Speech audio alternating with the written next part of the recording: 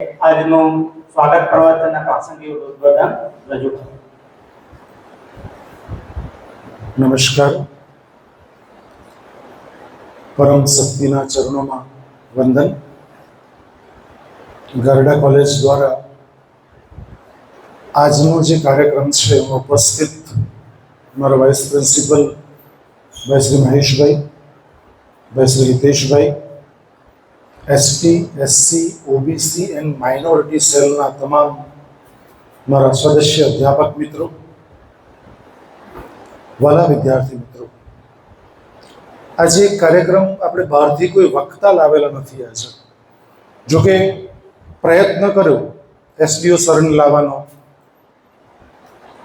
સમાજ કલ્યાણ અધિકારીશ્રીને લાવવાનો કે એ લોકો તમને ગવર્મેન્ટની વિવિધ યોજનાઓ સમજાવી શકે. કોઈકની અનુકૂળતા ન થાય એટલે પછી કાર્યક્રમ એટલા માટે નક્કી કર્યો, બહુ શુદ્ધ અને પવિત્ર હેતુ એટલા માટે છે દીકરાઓ કે તમે એસટી, એસસી, ઓબીસી અને માઇનોરિટીના તમામ વિદ્યાર્થીઓ જે ઉપસ્થિત છે, ભારતમાં વર્ષો પહેલા સતયુગ, ત્રેતાયુગ, દ્વાપર અને કળિયુગ, આ દરેકમાં વર્ણ વ્યવસ્થાઓ મૂળભૂત રીતે હતી અને એમાં બ્રાહ્મણ, ક્ષત્રિય, વૈશ્ય અને શુદ્ર દરેકના કામો વહેંચેલા હતા. જે કામ જેને વહેંચેલું તે કામ તેણે કર્યું. આપ સૌ જાણો છો.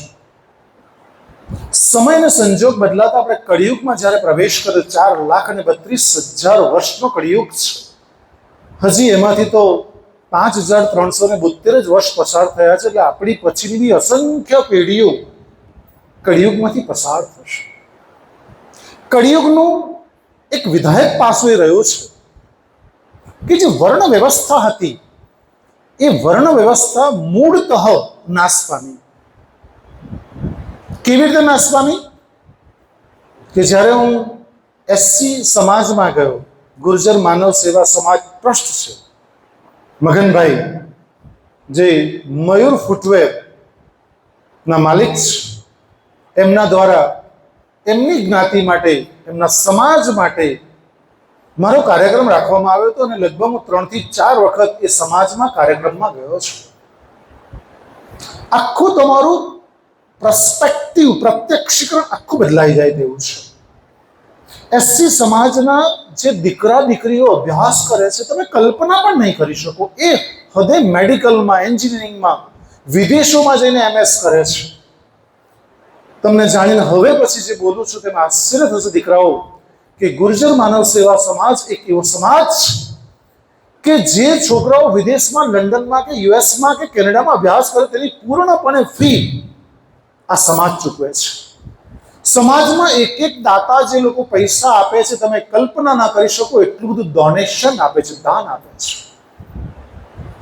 એ લોકોનું કામ મૂળતઃ જુદું હતું, પણ તમે જુઓ કે લોકો ક્યાં પહોંચી ગયા છે. કારણ કે કળિયુગની સપ્રેમ ભેટ જે આપણને પ્રાપ્ત થઈ છે કે હવે જ્ઞાતિવાદ રહ્યો નથી, કોઈ જાતિવાદ રહ્યો નથી અને દરેક બાળક પોતપોતાની કેપેસિટી પ્રમાણે જેટલો પણ અભ્યાસ કરી શકે છે એ અભ્યાસ કરે છે ને એવી નોકરીઓ અને પોતાના બિઝનેસ સ્થાપે છે. મીરાના ગુરુ સંત રૈદાસજી એ પોતે ચમાર હતા. મન ચંગા તો કથરોટ ને ગંગા, બહુ સરસ એમણે કહ્યું હતું. કથરોટ એટલે પોતાની પાસે જે પાત્ર હતું એનું ઉદાહરણ આપતા એટલું સરસ કહે છે. મીરાબાઈના ગુરુ, મીરાબાઈ રજપૂતાણી હતી મિત્રો, એના ગુરુ સંત રૈદાસજી હતા.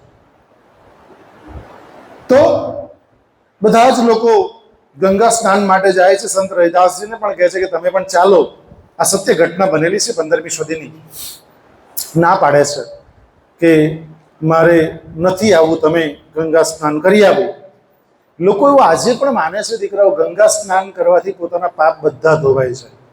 પણ લોકોને એવું ખબર નથી. વોટ્સએપ યુનિવર્સિટીમાં એક પત્ર એવો ફરે, એવો મેસેજ ફરે કે તમે જેવા ગંગામાં સ્નાન કરવા જાઓ ને એટલે એ જે તમારા પાપો હોય ને તે ઉડીના કિનારે બેસી જાય અને જેવા નાહી ધોઈને પાછા આવો તો પાપો તમારી પાછા આવી જાય.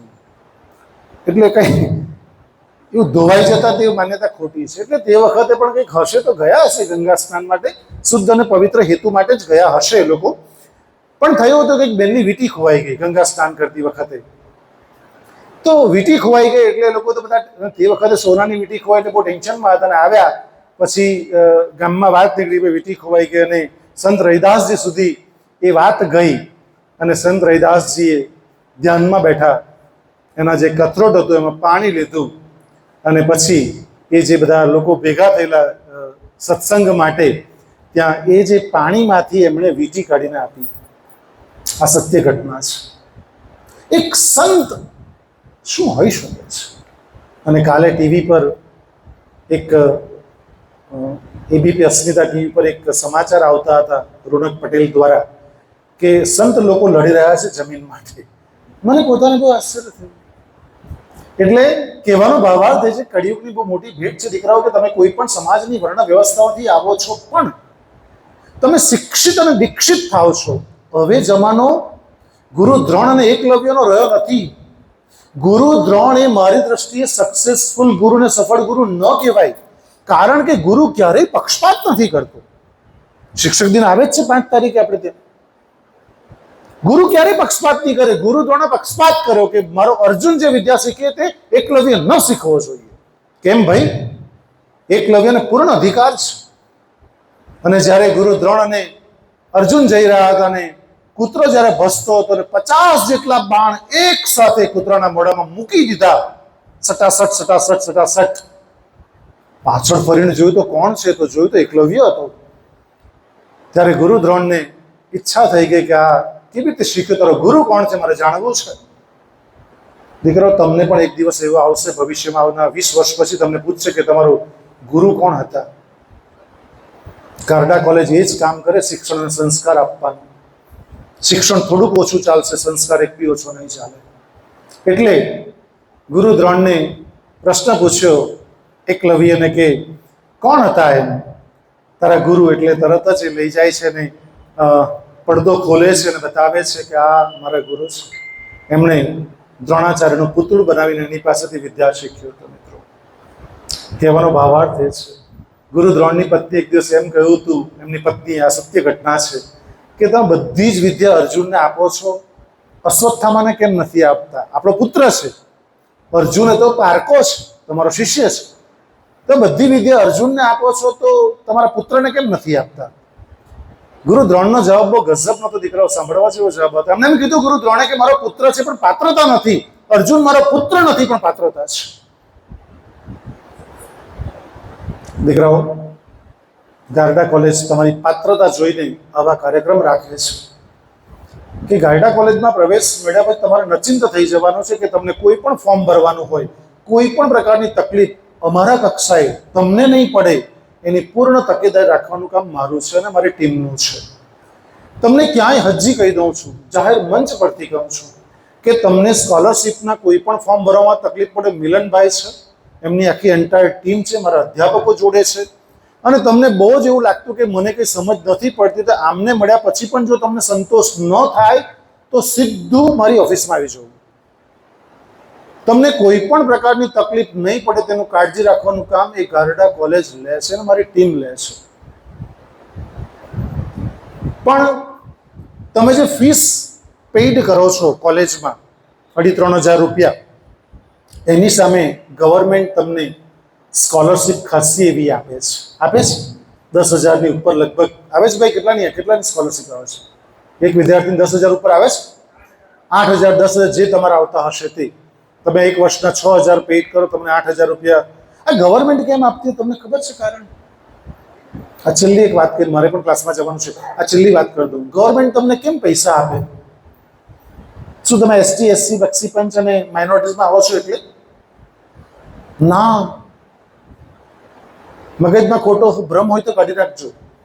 તમને ગવર્મેન્ટ એટલા માટે આપે છે કે તમને પ્રોત્સાહિત કરે છે કે તમે આગળ અભ્યાસ કરો. અભ્યાસ કરવાનું બંધ એટલે સ્કોલરશિપ બંધ થઈ જશે. બીજું કે તમને ભણો ત્યાં સુધી સ્કોલરશિપ મળે છે, રાઈટ? ભણ્યા પછી તમારું ઉત્તરદાયિત્વ સમાજ પ્રત્યે રહે છે કે જે એ લોકોએ તમને ઋણી બનાવ્યા છે ગવર્મેન્ટે, અને ગવર્મેન્ટે આપ્યા છે માત્ર ને માત્ર ગવર્મેન્ટનું કોઈ કોન્ટ્રીબ્યુશન નથી, આપણા બધાના ટેક્સમાંથી પૈસા ચૂકવાયેલા છે. ગવર્મેન્ટ આપણી પર કોઈ ઉપકાર નથી કરતી, આપણા ટેક્સમાંથી પૈસા ચૂકવે છે આપણને, જે પણ લાભો આપે છે. રાઈટ? તો તમારું ભણ્યા પછી ઉત્તરદાયિત્વ રહેશે કે તમે સમાજને શું આપી શકો.